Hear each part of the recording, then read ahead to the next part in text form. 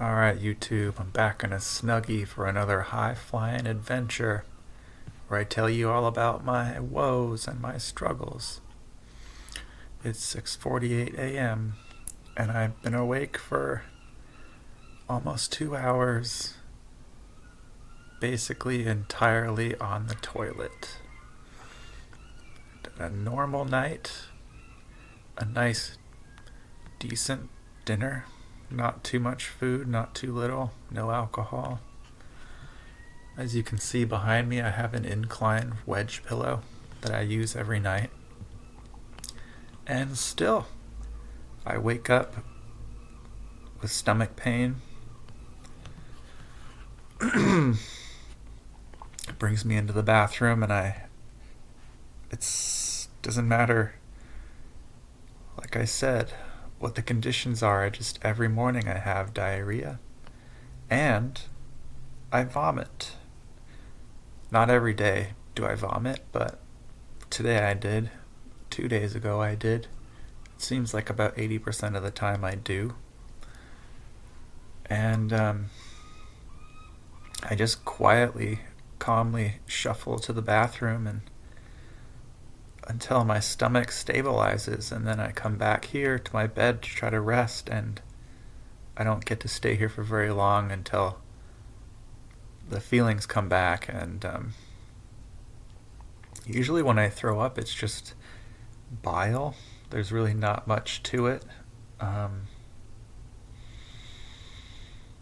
I used to think it was because I was under eating, which was very true for a long time.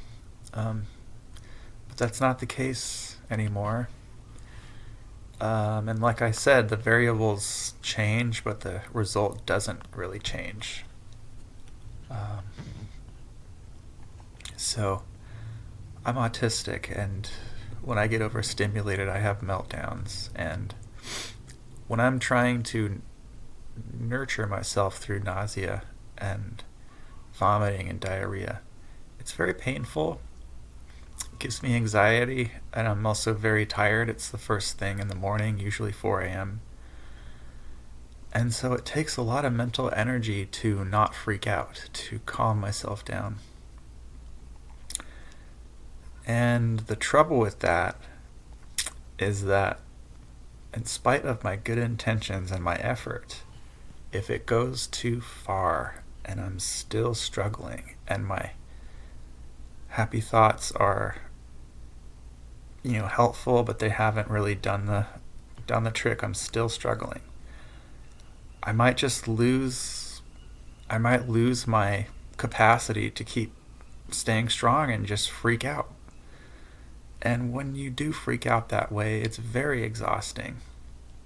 It's like the floodgates in your body for all the adrenaline and cortisol just release full power.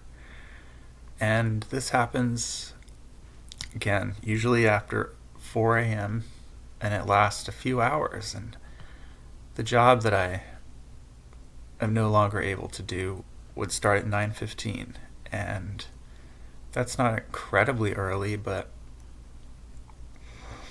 it was difficult for me to get myself to feel well enough to be there on time. And even if I did, I would often be so exhausted from my battles with my body that I would end up having meltdowns at work, because you can't just erase that stress. It accumulates in your body and it takes time to recover. So, yeah, I don't have a job, I don't have benefits, I don't know what my future is going to be. I hope I get those things.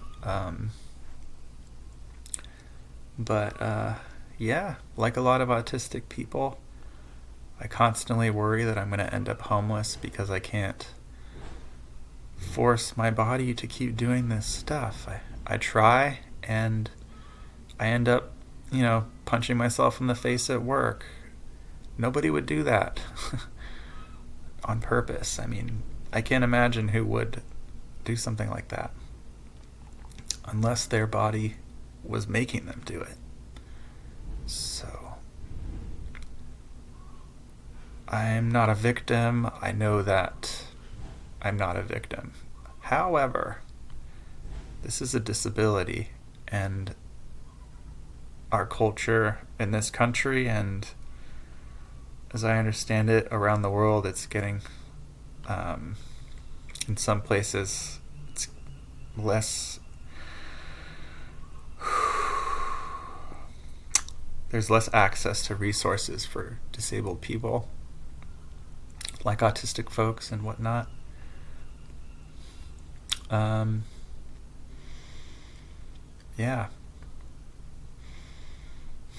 I applied for this swing shift security job from 5 p.m. to 1:30 a.m.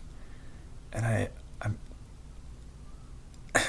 I'm I have mixed feelings about it, because if I wake up with nausea every day at 4 a.m., what's going to happen if I'm awake from 5 to 1:30? What what's my body going to be doing? I just can't really imagine.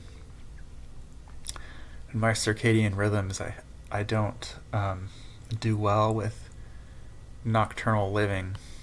Um, I get more anxious and depressed, and then I'll have more meltdowns because I'm out of sorts and my energy's all funked up. But being alone in a quiet environment is what I need. So that kind of job, if I'm gonna keep working, is what I have to find. I hope I find it. And I hope you have a good day today. Bye.